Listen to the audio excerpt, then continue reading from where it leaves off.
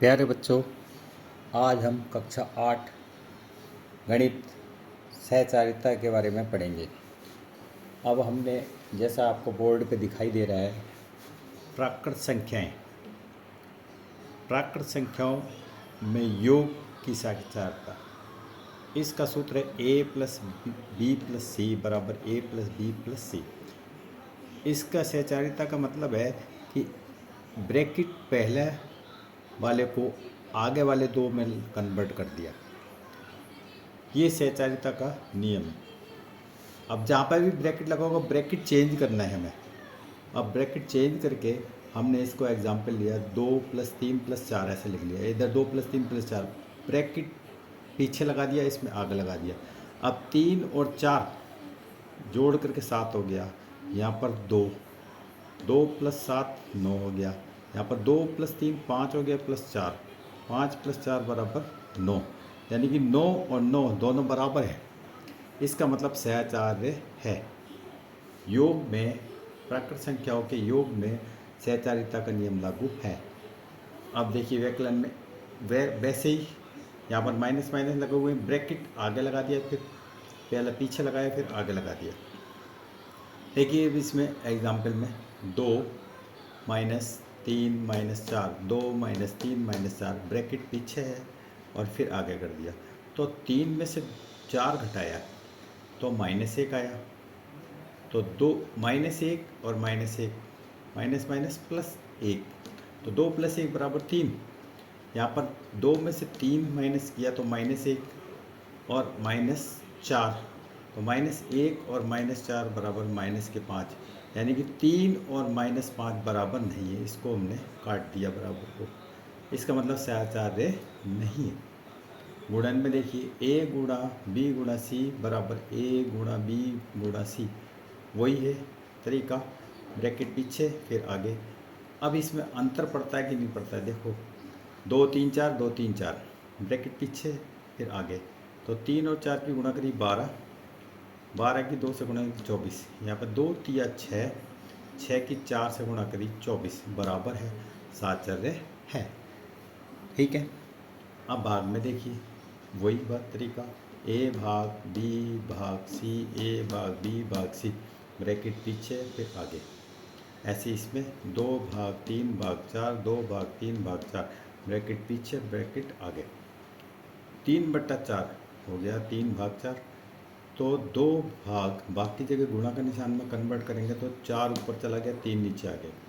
2/3 यहाँ पर 2 भाग 3, तो 2/3 भाग 4, 2/3 और भाग को कन्वर्ट किया तो 1/4 हो गया। इसके नीचे 1 होता है ऑलरेडी, जिसके नीचे कोई संख्या नहीं होती वहाँ पर 1 मानते हैं, तो 1 ऊपर चला गया, 4 नीचे आ गया, तो 2 दूनी 4, 2 बार कट गया, 1/6 आ गया। ये दोनों बराबर नहीं है, इसमें सहचार्य नहीं है। अब आप देखते हैं हम यहाँ पर पूर्ण संख्याओं में, ये तो प्राकृत संख्या हो गई। अब आइए पूर्ण संख्याएं, क्या लेते हैं, पूर्ण संख्याएं। पूर्ण संख्या में देखते हैं, अब यहाँ पर हमें 0 करना पड़ेगा। पूर्ण संख्या में 0 शामिल होता है, तो हम 2 की जगह 0 ले लेते हैं, इसको चेंज कर देते हैं। 2 की जगह हमने ले लिया 0, यहाँ पर भी 0। पूर्ण संख्या में योग के साथ चल रहे थे, देखते हैं। तो यहाँ पर आ गया 0 + 7, यहाँ पर आ गया 3 + 4, तो ये आ गया 7 बराबर 7, साचार्य है। ठीक है। अब यहाँ पर भी हम 0 शामिल कर लेते हैं, तो 2 की जगह हम सब जगह 0 कर लेते हैं, क्योंकि पूर्ण संख्या में 0 शामिल है, इसलिए हम 0 को शामिल कर रहे हैं। 0 0 यहाँ पर 0, इसमें से 3 में से घटाया 4 को, -1 -0 में आगे माइनस माइनस प्लस हो गया, प्लस का 1 हो गया, बराबर यहाँ पर क्या आ गया, -3 और -4 -7 हो गया। बराबर नहीं है, साहचर्य नहीं। ऐसे गुणा में करते हैं, गुणा में भी ऐसे आ जाएगा, इसका मतलब साहचर्य है इसमें। गुणा में करके देखते हैं, 0 0 0 गुणा 3 चौका 12 और 0 गुणा 3 0 गुणा 4 12 की 0 से गुणा 0 और 4 की 0 से गुणा करें 0, साहचर्य है इसका मतलब। अब आगे देखिए भाग में है क्या, इस प्रकार से हम साहचर्य का देखते जाएंगे। इसको साफ कर देते हैं, 0 0 0 भाग 3 से भाग दिया 4 को, 3/4 बराबर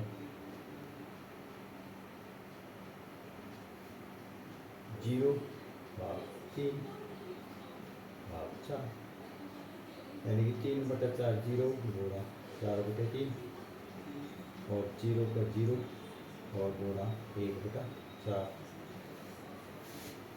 क्या आया। 0 से अगर करते हैं तो ये दोनों 0 आ रहे हैं, लेकिन अन्य संख्याओं के लिए देखेंगे हम तो 0 नहीं आता है, क्योंकि 0 पूर्ण संख्याओं में है और अन्य संख्या भी पूर्ण संख्या में आती है, यानी कि 1 भाग 2 3 इस तरीके से लेते हैं। ये तो 0 आ गया एक ही संख्या के लिए, लेकिन पूर्ण संख्या में सारी ही आती हैं। तो जिससे पीछे वाले में देखा था हमने, तो उसके अनुसार हमने 1 भाग 2 भाग 3 बराबर 1 भाग 2 भाग 3, इसके अनुसार देखें 1 भाग 2/3 और यहाँ पर 1/2 भाग 3, यानी कि 1 गुणा 3/2 बराबर 1